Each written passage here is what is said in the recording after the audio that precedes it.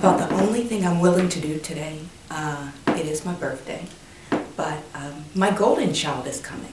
So I'm going to work with her on her 2 monologue pieces, and I'm sure she will excite me and make me pleased with her performance, as she always does.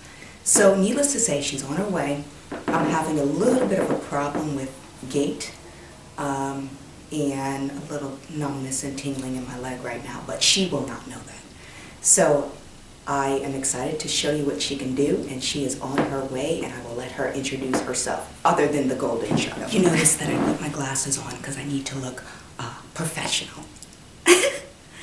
Professional equals glasses equals Tiff the director. That's how it kind of changes. So, hi, I'm the golden child, but my real name is Terra Chaney, and I'll be performing 2 pieces. One, Hurly Burly by David Rabe, and the other, King John by Shakespeare. So then he screams he knew this venture was a one-man operation, and the next thing I know, he's trying to push me out of the car. He's trying to drive it, slow it down, and push me out all at once, so we're swerving all over the road. So that's what happened. Get it now? okay. We're going to do that whole piece Okay. all over again. And we're going to have fun. You know, I mean, she's not completely coherent, but it's, you know, it's a fun piece, and definitely bring a lot of you in there because you're fun.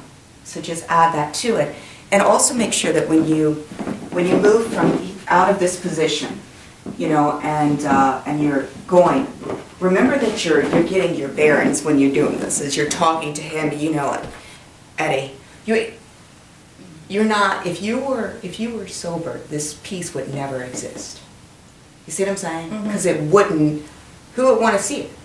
It's the fact that you're going through this piece to tell this great story of what happened, or possibly didn't happen, whatever you've chosen as a character choice, and try and convince him that it's true.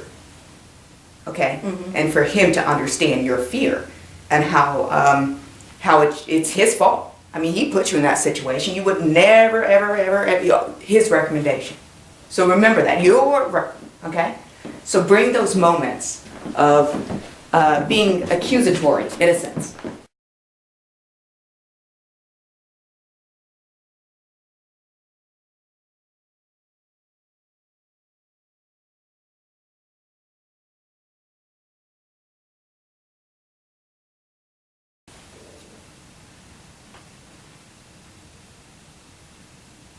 What I'm getting at is I did nothing. And in addition, I'm normally a person who allows a certain degree of my energy to be on the alert for creeps, Eddie.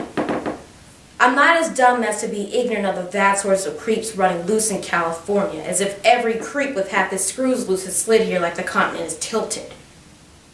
But because he was under your recommendation, I'm caught unawares and nearly maimed. I mean, that's what I'm getting at. So this guy is driving, and I say, how about we go to my house? He says he's hungry, so I say, great, how about Jack in the Box? He asks me if that's code for something, and I say, no, it's California talk. We have 1 million of them. Is this guy new in town? Anyway, he asked me if I have a waterbed, and I say, no, but we can go to a sex motel. They have great waterbeds. They have porn on the in-house video. Be great. But then I detect he's looking at me. So I smile, and he says, what are you smiling about? And I say, what do you mean? And then he asks like he's talking to the steering wheel, well, what are you thinking? Or some shit. But it's to the steering wheel. He's all bent out of shape. I smiled, Eddie, for Christ's sake. I smiled is what I did. It's a friendly thing in most instances, but for him it promotes all this paranoid shit. He claims he can read it in my secret opinions of him, which he's now saying. The worst thing anybody could say about anybody, but I ain't saying anything, he's saying. So then he screams he knew this venture was a one-man operation, and the next thing I know, he's trying to push me out of the car. Trying to drive it, slow it down, and push me out all over the road. So that's what happened. You get it now?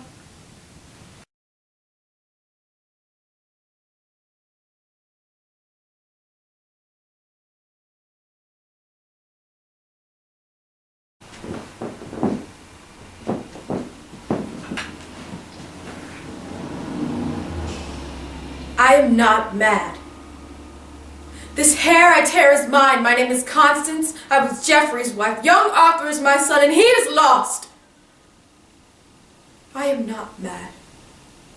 I wish to God I were, for then 'tis like I should forget myself. Oh, if I could, what grief should I forget? Preach some philosophy to make me mad, and thou shalt be canonized cardinal. For being not mad, but sensible of grief, my reasonable parts produces reason, and how I may be delivered of these woes, and teaches me to kill or hang myself. If I were mad, I would have forgotten my son. Madly think of babe of clouds where he... I am not mad. Too well I know the plague of each calamity. Grief fills the room above my absent child. Lies in his bed, walks up and down with me, puts on his pretty looks, repeats his words, remembers me of all his gracious parts, stuffs out his vacant garments with his form. Then have I reason to be fond of grief? Fare ye well. If you had such a loss as I could give better comfort than you do. That's my golden child. Terra Chaney, thank you so much. You young, fabulous actor, you. Thank you. So, I had a great birthday.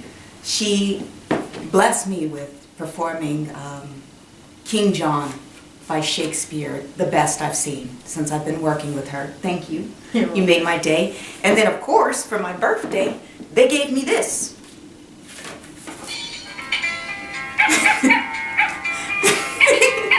Everybody knows that, I love to have fun, and there's nothing like a cute card like this. Especially since I also want a new puppy. But everybody look out for this young lady. She is my stellar young talent, Terra Chaney. Watch out for her, and thank you. Thank you. Again. Thank you, Mom. You're welcome. Thank you. Oh yeah, by the way, her mom loans me her daughter every Saturday. And she comes every Saturday on time, if not super early, which is even better. So, all right, guys, thank you.